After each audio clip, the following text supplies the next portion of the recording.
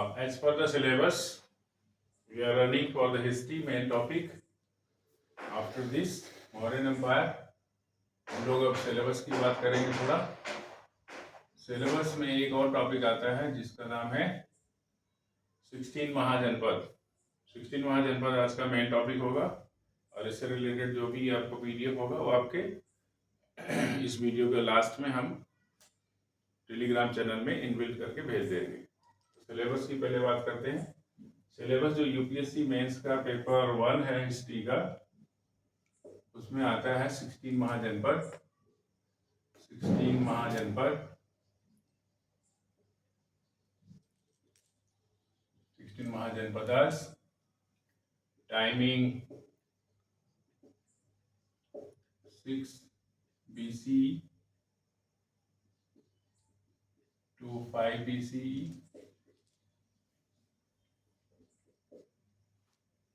इसका नाम आता है सबसे पहले और इसके अकॉर्डिंग आपको क्वेश्चंस भी पूछे जाते हैं। 16 महाजनपद में पूछे जाते हैं कि कहाँ से कहाँ तक विस्तार था, कौन कौन 16 महाजनपद के किंग थे और कहाँ पर रिपब्लिक सिस्टम था, कहाँ पर नॉन रिपब्लिक सिस्टम था।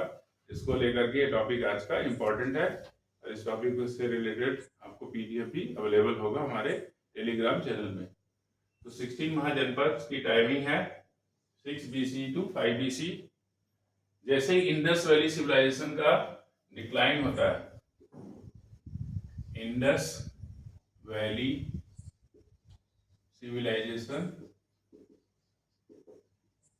का डिक्लाइन हो रहा है, वैसे ही आपके 16 महाजनपद का राइजिंग हो रहा है। तो टाइम पीरियड भी आप समझ गए होंगे, 6 to 5 BCE का टाइम पीरियड है और इसमें सबसे ज्यादा आपको इम्पोर्टेंट है, इसको major turning point of the Indian history बोला जाता है। इसको मेजर टर्निंग पॉइंट भी बोला जाता है। इसका क्या रीजन है?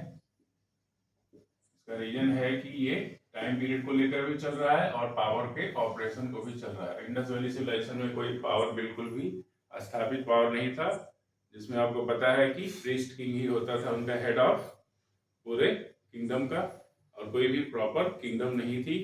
जिसमें आप सिटाडेल को भी पढ़ चुके होंगे और इसके साथ साथ लोअर टाउन को भी पढ़ चुके होंगे इंडस वैली सिविलाइजेशन में।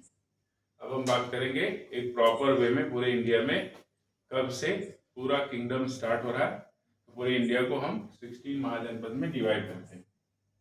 16 महाजनपद में, यहाँ पर जनपद का मीनिंग होगा जो बड़े राज्य हैं, जिसमें सबसे बड़ा था मगध। मगध सबसे बड़ा और पावरफुल था। उसके रीजन भी हम लोग मगध को स्पेशल करके बताएंगे। अब हम लोग सबसे पहले एक इंट्रोडक्शन ले लेते हैं। इसमें एंशियंट बुद्धा टेक्स्ट में भी लिखा हुआ है। इसके हमें सोर्स कहाँ से मिलते हैं? एंशियंट बुद्धा टेक्स्ट से हमको इसके सोर्स मिलते हैं। बुद्धा टेक्स्ट से हमको इसके सोर्स मिलते हैं कि उस समय 6 to 5 BC में 16 महाजनपद हुआ करते थे। अलग अलग नाम थे उनके, उनकी लिस्ट भी आपको पीडीएफ में भेजी जा रही है जिससे आप समझ सकेंगे। इसमें कैसा फॉर्मेशन ऑफ पावर था? इसमें था रिपब्लिक पावर था और शेष जगहों पर यानी बचे हुए जगहों पर किंगडम हुआ करते थे। किंगडम्स भी थे जिनका पावर 16 महाजनपद में सबका पूरा किंगडम भी नहीं था और सभी का पूरा रिपब्लिक भी नहीं था। कुछ ऐसे 2 या 3 थे जिसमें रिपब्लिक था और बाकी के किंगडम्स भी हुआ करते थे। अब सोर्सेज ऑफ 16 महाजनपद को हम और ज्यादा एलिबोरेट करते हैं। हमें कहाँ से मिलता है? हमने सबसे पहले देखा कि बुद्धिस्ट सोर्सेज सबसे ज्यादा इसके लिए अवेलेबल थे, बुद्धिज्म से या बुद्धिस्ट सोर्सेज थे। और बुद्धिस्ट सोर्सेज में कौन सा था? आगंतुक निकाय उसका नाम है। तो सबसे बड़ा फेमस जो था एंशियंट आगंतुक निकाय जिसको बोलते हैं आगंतुक निकाय। इससे ही सबसे ज्यादा 16 महाजनपद के बारे में हमें जानकारी मिलती है। इसका विस्तार कहाँ से कहाँ तक था? गांधार से लेकर अस्मक तक। गांधार जो आपका आज कंधार है, कंधार है अफगानिस्तान में, गांधार से लेके अस्मक तक ये भी महाजनपद थे गांधार एंड अस्मक, यानी स्टार्टिंग आपकी नॉर्थ इंडिया से हो रही है, गांधार से, उस समय के नॉर्थ इंडिया, आज का अफगानिस्तान, और अस्मक जो आपके आज भी इंडिया का पार्ट है। इसमें हमें एंशिएंट इंडिया के पूरे सोर्सेस मिलते हैं। इनका टाइमिंग है 16 ग्रेट स्टेट्स बोला जाता है, इनको हम 16 ग्रेट स्टेट्स भी बोल सकते हैं। और इसमें सबसे ज्यादा पावरफुल था मगध। 16 ग्रेट स्टेट्स को भी हम इनको बोल सकते हैं कि 16 महाजनपद स्टेट्स की तरह हम इसको काउंटर करेंगे कि ये ग्रेट स्टेट थे। इनका लार्ज किंगडम था, रिपब्लिक था नॉर्थ इंडिया में, रिपब्लिक सिस्टम भी था। रिपब्लिक सिस्टम आप जानते हैं कि पूरा कॉन्स्टिट्यूशनल बॉडी होती थी, उनको लोगों को चुनाव होकर के ही स्टेट्स के हेड बनते थे, और मोनार्ची सिस्टम भी लागू था यहाँ पर। कुछ जगहों पर मोनार्ची थी और मैक्सिमम जगहों पर मोनार्ची थी, और कुछ जगहों पर रिपब्लिक सिस्टम भी लागू हुआ था। इससे सबसे ज़्यादा हम किन चीज़ों को देखते हैं, इससे सबसे ज़्यादा इंक्रीज हुआ एग्रीकल्चर। इसका फीचर क्या था, इसके फीचर क्या थे इस टाइम पीरियड के?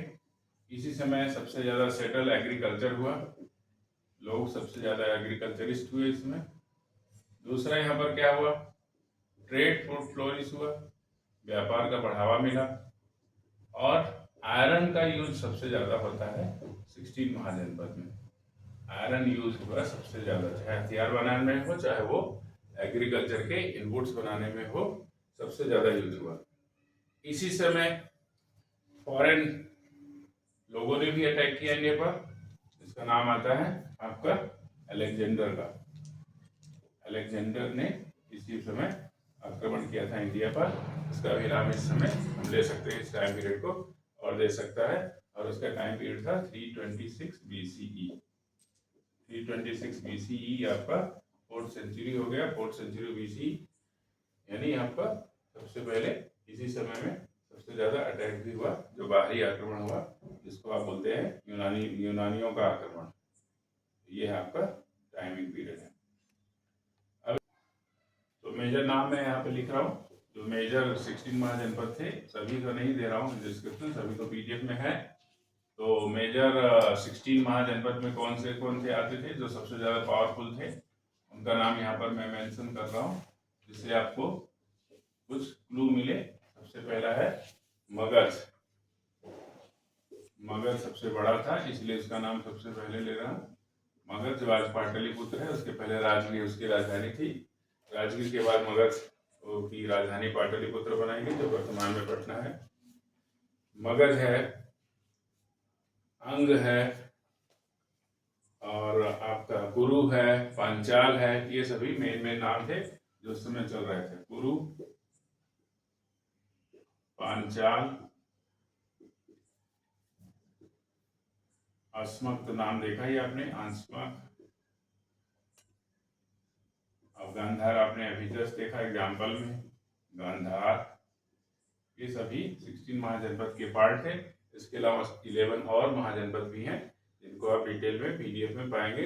ये क्लास का डिस्क्रिप्शन आपको स्टार्टिंग का मिल जा रहा है, इंट्रोडक्टरी पार्ट, जिससे आप उसको कवर कर सकते हैं। इससे रिलेटेड क्वेश्चन भी आता है।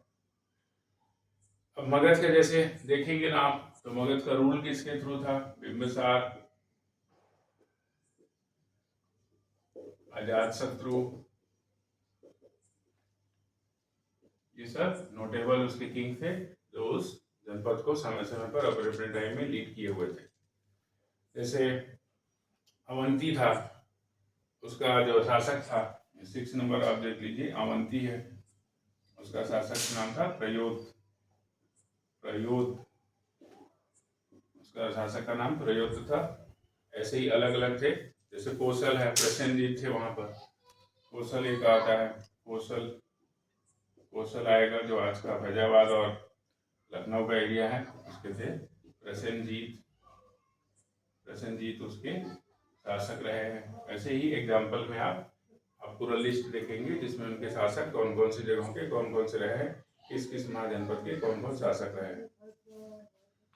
अब इस महाजनपद का कैसे फॉर्मेशन हुआ, कैसे ये छोटे से छोटे ट्राइबल ग्रुप से आगे बढ़ करके कैसे वहाँ के मूल निवासी ने आगे चल कर जनपद में कन्वर्ट किया, इसको हम पूरा और आगे हम इसको समझेंगे यार शॉर्ट में। फॉर्मेशन ऑफ 16 महाजनपद की बात आएगी। सबसे पहले कैसे फॉर्मेशन हुआ? सबसे पहले फॉर्मेशन का मेन रीजन था ट्रेड सेंटर्स बने थे। ट्रेड सेंटर्स बने उन जगहों को जहां पर रिवर्स का रिवराइन रूट था। ट्रेड सेंटर्स पर ज़्यादा से ज़्यादा ट्रेड हुआ, ट्रेड वहां पर ज़्यादा बढ़ा। वो इंटरनल ट्रेड था, इंडिया के विद इन डोमेस्टिक टेरिटरी में था, विद इन बाउंड्री में था, उसको इंटरनल ट्रेड बोलेंगे। यहीं से ट्रेड एंड बिजनेस बढ़ने की वजह से इन सभी जनपदों को, जो रिवराइन रूट्स पे ज़्यादा थे, जो रिवर के किनारे बसे हुए शहर थे, इनको इन 16 महाजनपद की राजधानी भी बनाया गया था। अब यहाँ पर सबसे ज़्यादा क्या था? सबसे ज़्यादा टूल्स का यूज किया गया। जो हमारा सबसे ज़्यादा जो इम्पोर्टेंट टूल्स था, आयरन का नॉलेज हो गया लोगों को। एग्रीकल्चर प्रोड्यूस भी यहाँ पर सबसे ज़्यादा बेचे गए, यहाँ पर सेल किए गए। एग्रीकल्चर प्रोड्यूस भी ज़्यादा से ज़्यादा सेल किए गए इन 16 महाजनपदों की राजधानियों में। इसलिए ये सबसे ज़्यादा इम्पोर्टेंट फॉर्मेशंस भी इसमें आता है। इसमें परमानेंट कैपिटल्स भी बनाई गई, फोर्टिफाइड बनाई गई, परमानेंट कैपिटल बनाई गई। जैसे मैंने एग्जाम्पल अभी लिया कि बिहार के राजगीर में राजधानी थी मगध की, जिसको बाद में पाटलिपुत्र तक ले जाया गया। तो परमानेंट कैपिटल बनाई गई। उन कैपिटल्स को फोर्टिफाइड किया गया।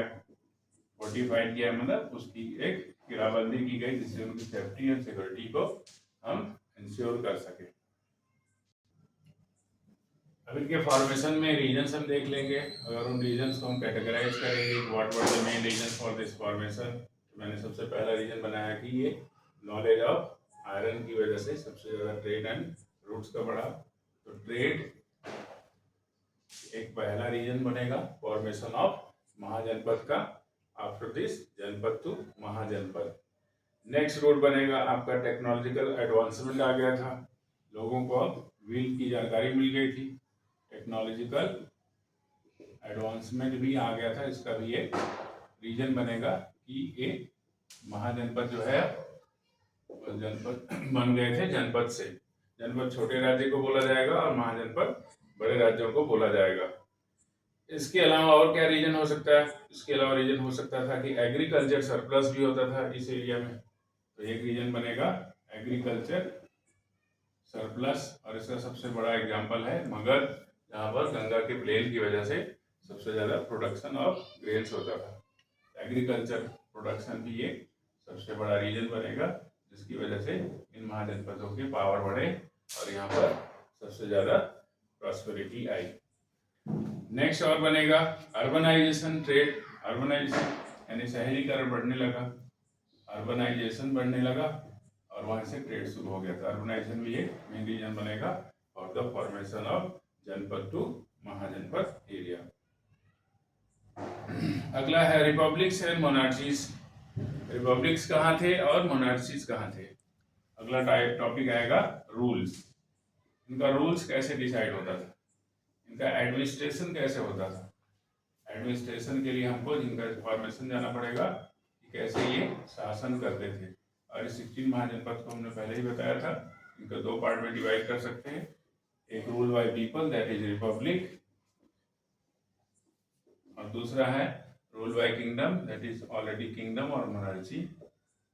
किंगडम और मोनार्ची रूल, मोनार्ची जिसको आप किंग रूल भी कहते हो। इस तरह से इसका formation of rules and administration चल रहा था। एडमिनिस्ट्रेशन ऑफ महाजनपद, सोर्सेस की जगह हो जाएगा एडमिनिस्ट्रेशन ऑफ महाजनपद। एडमिनिस्ट्रेशन ऑफ 16 महाजनपद, जिसको हम ब्रॉडली कैटेगराइज करेंगे टू पार्ट्स में। इसमें आ जाएगा आपका रिपब्लिक। रिपब्लिक लोगों का रूल किसके थ्रू होता था? गण के थ्रू। गण कौन होते थे? मेंबर ऑफ सोसाइटी होते थे। और इसमें आ जाएगा दूसरा मोनार्ची रूल। मोनार्ची रूल में कौन आ जाएगा? किंग आ जाएंगे, ऑल द किंग्स, जो हेरिडेटरी होगा, जिनका पावर कैसे होता था? हेरिडेटरी। हेरिडेटरी किसको बोलेंगे आप? हेरिडेटरी रूल ऑफ पीपल और person by his hereditary system of, उनको वंशानुक्रम को बोलेंगे। जिस तरह से किंग के बाद अगला प्रिंस, उसके बाद अगला किंग बनते थे। इसमें एग्जाम्पल आता है कि कौन कौन से स्टेट्स मोस्टली थे। जैसे मगध, कोसल, ये पूरी तरह से हेरिडेटरी थे। इसमें एग्जांपल अगर आपको पूछता है प्रीलिम्स में कि कौन से ऐसे 2 स्टेट हैं जिनको आप बोल सकते हैं कि इनका रोल था मोनार्ची का, तो कोसल और मगध ये बहुत ही इंपॉर्टेंट राज्य थे, महाजनपद थे जो रूल बाय किंग होते थे। वहीं पे गणों के थ्रू किसका आएगा? वज्जी, मल्ल एंड कुरु। गणों के थ्रू किसका आता था? वज्जी, मल्ल एंड कुरु। इन राज्यों को हमेशा डील करती थी वहां की जनता, जिसको चुन करके उनके अपने सरदारों को, अपने उनके रिच पीजेंट्स और रिच सरदारों को लेकर के गवर्नमेंट बनाती थी, और यहाँ पर रिपब्लिक सिस्टम के थ्रू रूल होता था, और यहाँ पर होता था मोनार्ची के थ्रू, हेरिडेटरी के थ्रू। यहाँ के मेन ट्रेड सेंटर महाजनपद के थे, उनका नाम भी आपको पता होना चाहिए, जैसे मथुरा, उज्जैनी, वाराणसी। इनको हम मेन ट्रेड सेंटर बोल सकते हैं। मोस्टली ये north India and central India के पार्ट हैं। इसके साथ साथ में इनका पाटलिपुत्र, श्रावस्ती और काशी से भी, जिसको आप काशी बोलते हैं, जो आज वाराणसी है, क्योंकि वो वरुणा नदी के किनारे पर बसा हुआ है, इसलिए काशी को हम वाराणसी भी बोलते हैं। वाराणसी में वरुणा के अस्सी यानी किनारे पर बसा हुआ राज्य। तो वाराणसी, मथुरा, उज्जैनी, इसके साथ साथ पाटलिपुत्र, इन सब जगहों से सबसे ज्यादा ट्रेड होता था। ये 16 महाजनपद के मुख्य ट्रेड थे। इसके अलावा भी और ट्रेड सेंटर्स भी हैं, जिसमें हम श्रावस्ती का नाम ले सकते हैं, वज्जी के जगहों का नाम चांपा भी ले सकते हैं, तो चांपा भी था। इस तरह से अलग अलग ट्रेड रूट भी यहाँ पर बने थे, जिसके थ्रू उनका सबसे ज्यादा इंटर स्टेट ट्रेड होता था, विद इन द स्टेट होता था, आउट ऑफ द स्टेट होता था, और आउट ऑफ द कंट्री भी इनका ट्रेड चल रहा होता था। ये सभी ट्रेड सेंटर्स सबसे मेन थे। इनको हम उनके ट्रेड रूट से भी जानते हैं। इनको रूट्स को बोलते हैं उत्तर पथ, और इनको हम बोल सकते हैं दक्षिण पथ। तो पूरी तरह से इंडिया के उस समय पार्ट को हम कन्वर्ट कर सकते हैं, तो इसमें आ जाएगा उत्तरापथ, इसको बोलते हैं उत्तरापथ, और यहाँ पर आ जाएगा दक्षिणापथ,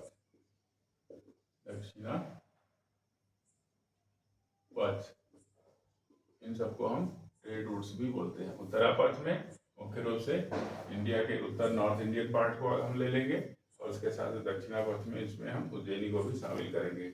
इन सब जगहों से ही इनका ट्रेड रूट चलता था।